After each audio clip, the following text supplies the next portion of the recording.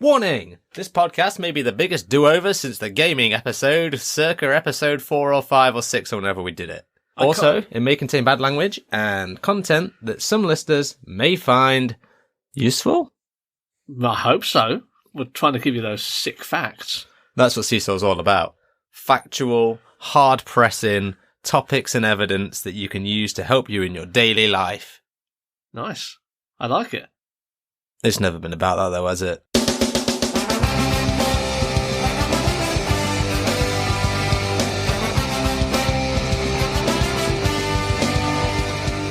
Welcome to Seesaw Podcast with T and Cleves. Each week, offering up a blurry perspective on life. Hello and welcome back to Seesaw. The boys are back once again. Episode 7, Bagel. I mean... No, I got it. I got it. I was just making sure you got it. Right. Yep. Shall we start the episode? Yeah. Oh, maybe I've got some blind news. Is it quick? It's pretty quick. So, my quick blind news for today.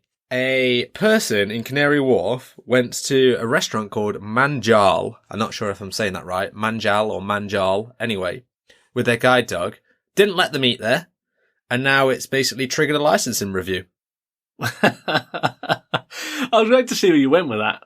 Because a lot of places deny guide dog owners, but the fact that they're getting a license review is even funnier. Yep, there you go. Quick blind news. Let's move on to the episode.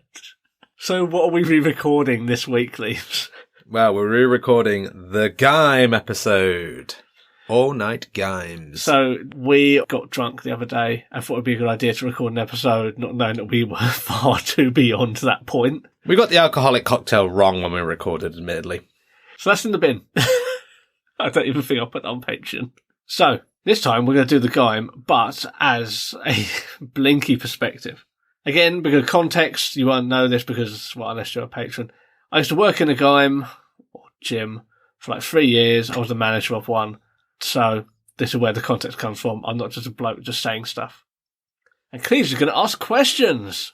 Are you just a bloke saying stuff? Yes. My interview techniques are pretty good. Yeah. Okay. All just people saying things. So let's get crack-a-lacking.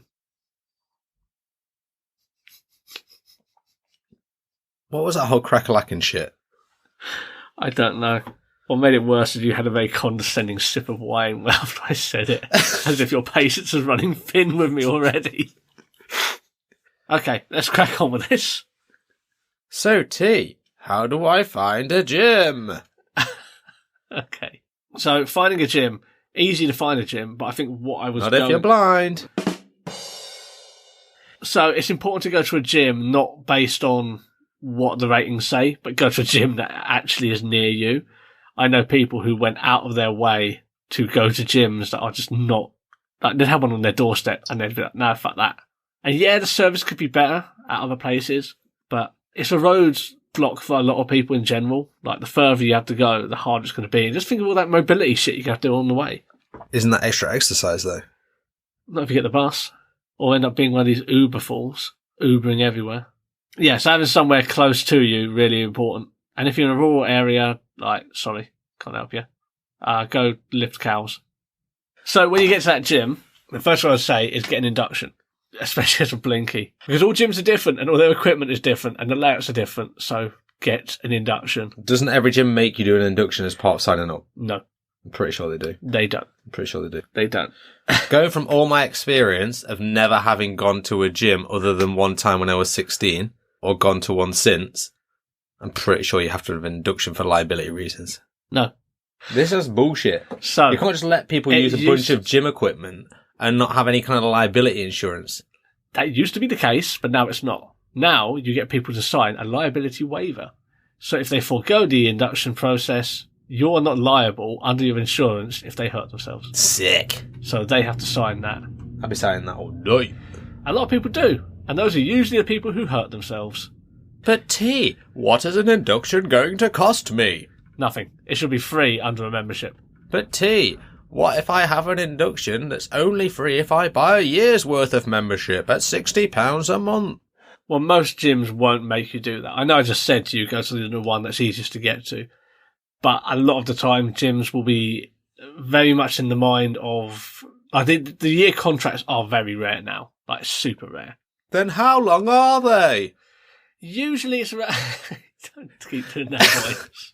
You asked it to answer the question, so now I'm going to do it like that. Yeah, I know, you're a prick. So usually, at most, it'll be a minimum of 3 months. But you can usually get deals where you can pay the 3 months up front and get a huge discount on them. How huge is my discount? No pun intended. So the discounts... There wasn't a pun either, it doesn't make sense. No, it isn't. Usually you can get like 25-30% off in some cases. Like, there's always offers on at gyms. But T, what if they jack up the prices in December only to lower them in January to make it look like it's 35% off? It will always balance out. Always join the gym when there is an offer going. If they're not doing an offer, literally just wait until the next month. They have monthly offers and they work on a calendar. So I can't say when you'll always get the best deal, but if they're not offering anything... But T, what calendar do they work on? Gregorian or normal? Now you're being a putz. Let's get back to the point. Like, inductions, do an induction. They have to give you one if you want one. There are some places that will be dicks and be like, oh, well, we pay for, like, you got to pay for that. It's basic PT. And to that, I would say, well, no, they're legally required to make sure you're comfortable using their equipment. You got to remind them that you're giving them the money and you're an ambassador for other blinkies. If they treat you well, then you're more likely to encourage others in the community to go to their premises, which is good on them. So they want to make it as accessible as possible. There are some gyms that are always the exception to this, but if that's the case, maybe do go a little bit further. You'll find it out quite quick. But yeah, get your induction done. And if that induction isn't enough, you can ask for a second induction. Oh, but what will that cost me? I can't be asked to do the voice anymore. What will that cost me? Generally speaking, they shouldn't be charging you. For some places, it could be pricks. I don't think I'd be happy going to a gym. I don't think you would be, because it's not for you. We'll get on to things. I'm fat, baby. We'll get on to things that might be right for people who don't like gyms and like another episode, but I'm not going to try and cram those in. Because, you know. Tally sex tape. I'm not going to cram those in. Moving on to moving around. So when you get in this gym, let's say I'm total. Yeah. How am I gonna know where all the gym stuff is? How am I gonna know when people are on it? How am I gonna know how to use the equipment? Well, know whether people are on it or not. You can use your ears for that. If you just take your time, like you'll hear people using the machines. They're not quiet. They're not subtle. Moving around, I would also say go at a quiet time. Let's face it. A lot of blinkies are unemployed, so you can afford to go at the quiet time. Oh, T just did that. When would be the most quiet time to go to a gym? Usually after 10:30 in the morning and up to around 4:00 in the afternoon. But if you do work... What about all those sweet mums going there after they've dropped the kids off? You'd be surprised how little that is the problem, to be honest. Are you trying to say they go to brunch? I'm not saying they don't go to brunch. They could be doing any number of things. You know, going to brunch, going shopping, sucking off the postman. I don't know what your mum does. Here at Superstar Podcast, we do not endorse We don't endorse brunch. We don't endorse brunch. We don't endorse sexism. If you're a mum or a dad, you can both go to brunch and suck off the postman. Yeah, get in there, Dad. Something for the dads. Sexy Postman Steve. If you're not a blind scumbag like SpongeBob, oh, he said scumbag again. Keep coming back to that word. If that upsets you, listen to our previous episodes. There is context to that. Yes, and you are working. If you go after 8:00, then like trust me, like you could go at the rush, but you really won't enjoy it. Even people with sight don't fucking enjoy it. You're fighting over equipment. It takes longer than it should. If you go at 8, you won't fight anyone for it. It'll be quiet. You'll be able to do what you want to do. Wait, in the evening? Yeah, 8 in the evening. I don't think, I'll go early before work. No, because then you'll get like the white collar people there usually. Who like to smash out like workouts really early. Usually after 8:00, comes the blue collars. Yeah. Ding, ding, ding, ding, ding, ding, ding, ding. I need help lifting my truck. So the quieter it is, like the easier it's going to be for you to get around. And again, in your induction, they should be showing you the layout of this. And there's music and there's speakers in there, great audible sort of like landmarks. What I will say, and this moves on to the next thing about using equipment, blinkies have really good muscle memory.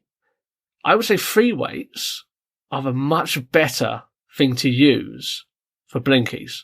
But T, couldn't I just buy my own free weights? Oh yeah, you totally could, and we'll get on to that in another episode. But they'll want to get you on machines, and although you can work out a machine to use it, all the machines will have different little bits and bobs to them, and you've got to make sure they're set up absolutely perfectly to get the right results. And generally speaking, if you get them to show you some free weight exercises, and always ask, if you're unsure about your technique or anything like that, you can ask. They'll try and fob you up and say, oh, well, that's a PT session. And just say, well, no, I just want to know the techniques. I don't want you to train me. I just want to learn how to work the shoulders with dumbbells. Or like use a kettlebell to work like my back and stuff like that. And they'll show you how to do it. What if you sign the waiver? Well, like I said, I wouldn't advise signing that as a blinky. I would do your induction, even if you've used gyms before, because it's great for that like mobility. Get them to walk you around. And if you're not satisfied, ask for another induction with another instructor. What's the easiest piece of equipment to use for a blinky, would you say? Row machine or bike for cardio, because you don't actually... Not the treadmill. Oh, no. Oh, no. Oh, no.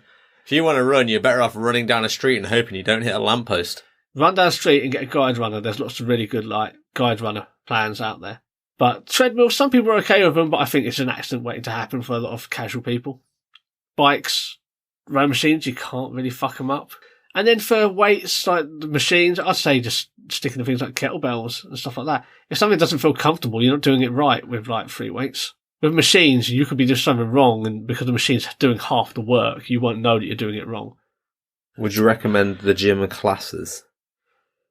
Yes and no. What about if I went to a spin cycle? I think as long as the instructor shows you how the bike works before you start off and roughly what's going to happen, show up 5 minutes early and ask them. Sounds like the induction video to your mum's sex. What, showing me? Showing the bike how it works, lets you know roughly what's going to happen. Usually disappointment and shame. Okay. Classes, go early. Just by 5 minutes and get the instructor to show you, like just roughly run through what's going to happen. And that can really help you out. And I had people like with other disabilities come to me and said, oh, what are we going to be doing today? And I go, oh, we're going to do this, this, this, and this. And they said, well, I can't do that. Like if they were having knee surgery, like coming up. So I can't do squats. Like, okay, do this instead. I'm going to show you something that's going to do something very similar, but won't do that. And if they're worth anything as an instructor, they will help you. If they don't, go to another fucking class. Like, don't give them your money or time. Go out, get a refund, go to someone else. What about Zumba? Is that good for blinkers? Zumba can be, yeah. What about boxercise? Boxercise, yes, as well. With boxercise, again, you need to chat to the instructor beforehand. And when you're getting with a partner, you need them to be aware of your sight condition. Don't hide it from people. Yes, definitely sounds like sex with your mum. Yeah. Yeah, so classes are pretty good. But you just need to find ones that work for you. And don't be afraid to do things. Like, I've done kickboxing, you've done kickboxing. You know, there's not much you can't do, to be honest. There's a few things I wouldn't recommend, but there's not much. What would you not recommend? What about boot camp? Booty. Boot camp is okay, depending on where you go. Avoid the military boot camps. They're not there to actually get people healthy. They're there to scam people out of money. Because they'll get you to buy 10 sessions up front, and in the first session, they kill people off so people don't come back. The first session is always the hardest. And they will intentionally kill people off because it's no refunds. And what will happen is people won't come back, and then they'll start a new first 10 sessions the next time. And you think, oh, well, it was only 50 quid. I don't enjoy it. Well, they've got but what if you're like a frumpy dumpy, rumpy pumpy blind person that needs that killing off? How do I get the mental stability to go back to those sorts of things? You've got to start gentle, get your own pace and build it up. Are we still talking about gyms now, or that mum thing? We're still talking about both. Right. But start at a slow pace. You know, Rome wasn't built in a day, all this shit. Sorry, go on. But But yeah, don't be put off by like things that don't work out for you. Just keep trying different things until you find something that you enjoy. And things will be painful. If you worked hard, it will be painful. You're so juvenile. I'm sorry. You're such a juvenile bastard. I'm sorry. I'm going to let you get this out of your system. Okay, I'm good. I'm good.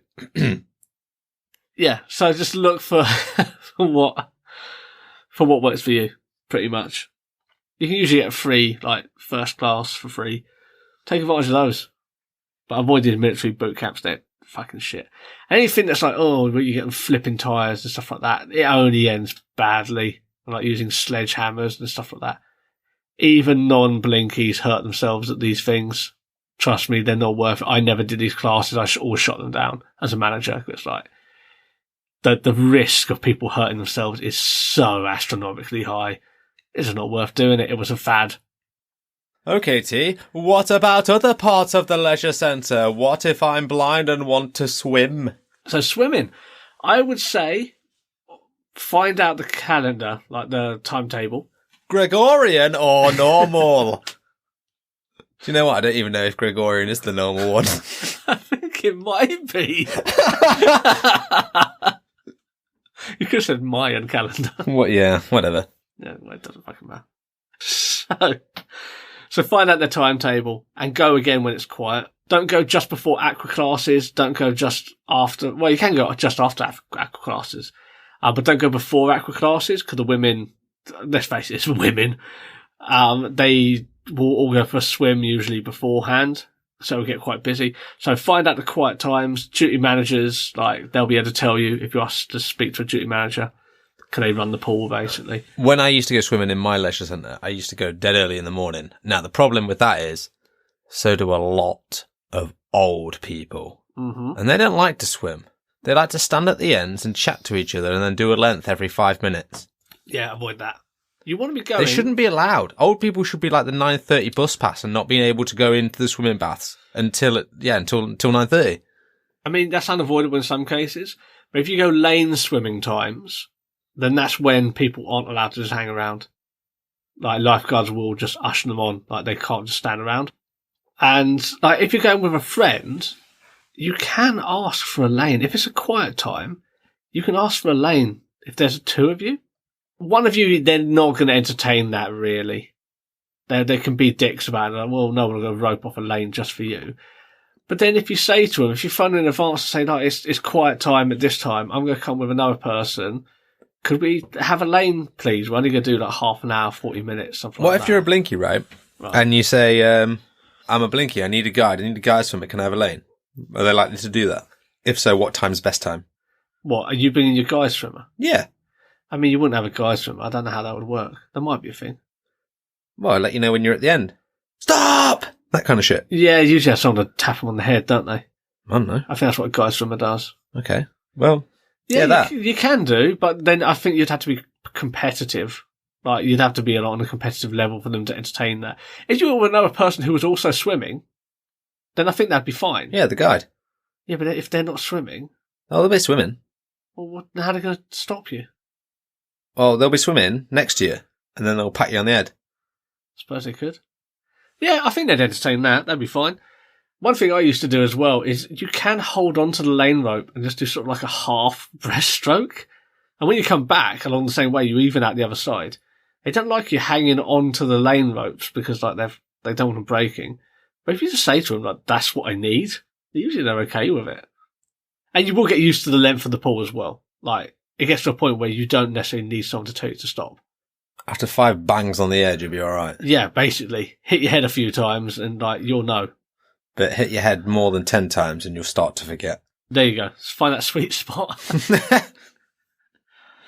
If I'm going swimming, how am I navigating the changing rooms as a blinky?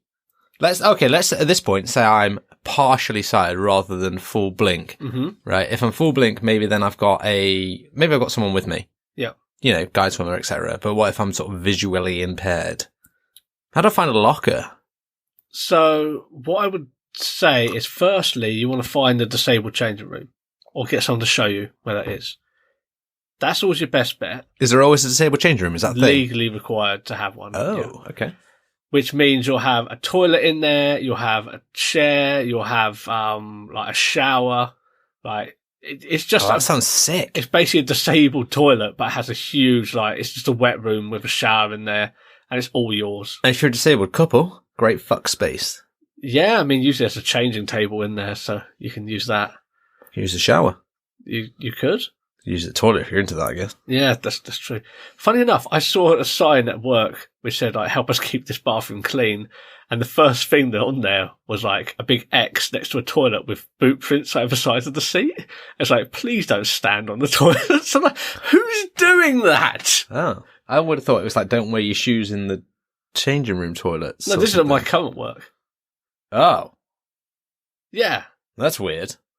Why would it be the first thing you have to tell people not to do? I don't know. It was fucking weird. But yeah, getting away from that. It's such a weird thing. Yeah, so find that disabled changing room. If you can't find it, use the Braille sign. Yeah, use Braille. Until you find the nipples on the... Like, oh, this just says A. Hello. Jesus. I feel this episode has been a little sexist, I think. No, that was men. Oh, right. Yeah, Touching men. Okay, fine. All right. Yeah. How dare you? Did I do... In fact, some gyms, I will say, will have, like, unisex changing rooms, but they're more like cubicles. So you can just use those as well, and they'll just have cubicles. It's good if you're non-binary. The only thing with these is sometimes they don't have lockers in them. Sometimes they do, but I'd say more often than not they don't have a locker in them. Oh, here's the thing that used to piss me off when I went to the gym, right? The swimming pool, specifically. Old people in the fucking morning didn't used to pay for the lockers. Oh, no, they just like... They just stick their stuff in there, but then like close the door, but don't actually pay for the lockers if it's like 20p. For some lockers are like 20p a time, as opposed to, a pound. But sometimes you get your pound back, don't you? Well, these were like 20p a go. They just used to put the stuff in there, which was really fucking... I literally, I took some person's stuff out once and then just put my shit in there and turn the 20p. Fuck them. Yeah, that can happen. That's a risky run.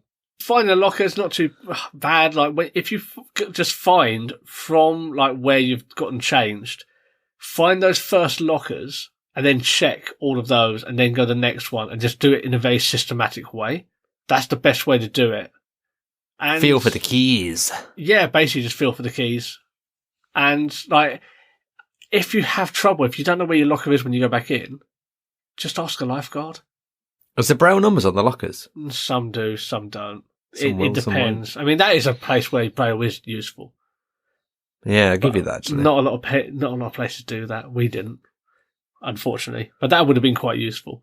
I mean, you can just go outside and just like shout to a lifeguard. So here's a tip: lifeguards will be at the top and the bottom of the pool. They won't usually be at the side. So in a lot of cases, there will be a lifeguard chair just outside where the changing rooms are. Like if you find like the end of the pool where the shallow is, there'll be a lifeguard down there. Okay. So that's usually your best. That's bet. the easy job, isn't it? Yeah. If you go down that end and just shout like, "Can I have some help from a lifeguard, please?" Do they move up like lifeguards? They start shallow and then when they become qualified, they go to the deep. No. Becoming a lifeguard's really hard, to be honest. It's a tough job. Well, it's not a tough job. It's an easy job until things get real. But qualifying's not easy. So, I'm a really good swimmer. I can swim like 2 lengths in like a minute. Okay, great. Can you do that while dragging an 80-kilogram person? I feel I could. You reckon? Yeah, boy. I don't think you could. The water would do most of the work. It really doesn't. Yeah, man. Fatty, fats float.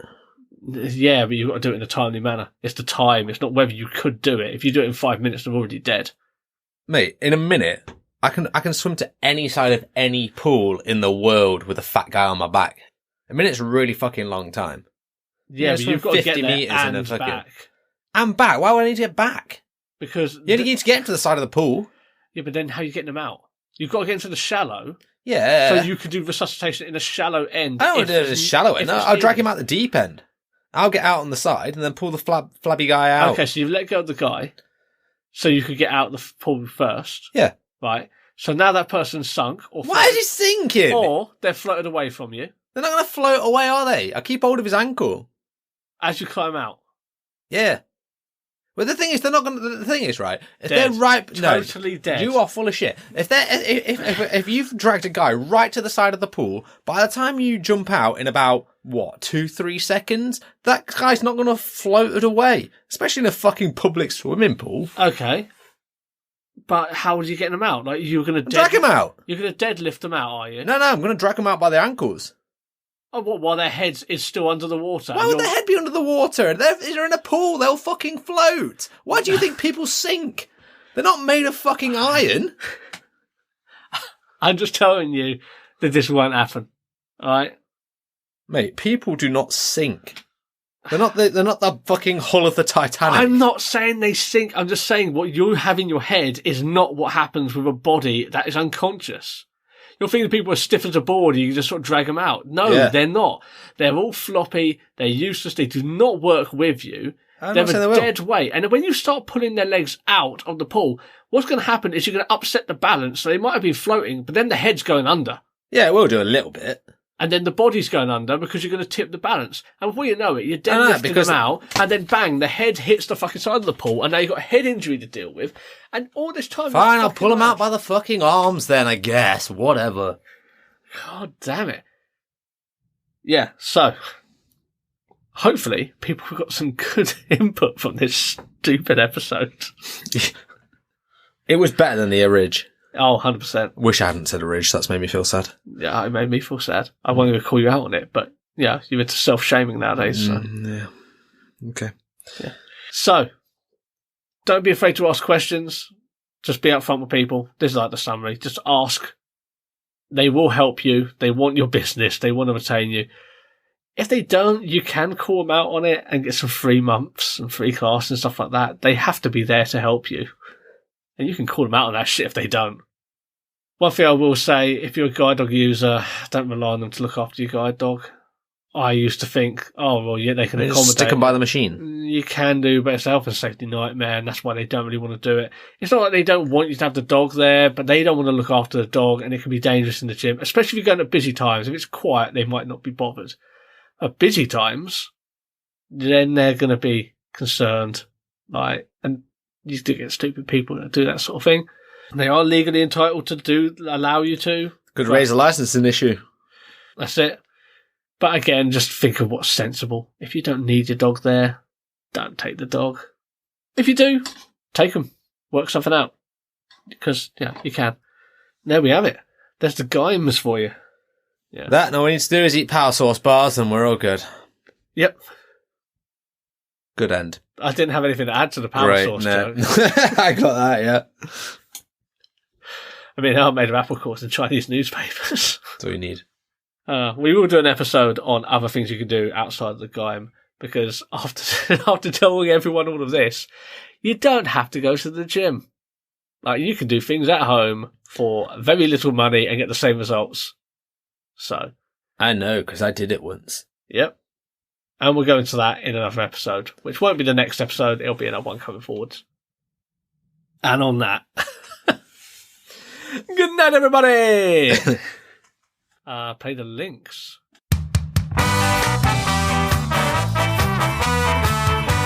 Thanks for listening to the Seesaw Podcast. You can find us on Twitter at Seesaw Pod, Facebook, Reddit, Instagram, and YouTube at Seesaw Podcast. You can also email us at seesawpodcast@gmail.com. Like, rate, review, subscribe, and then you can also find us on TikTok, but get us on all the other places.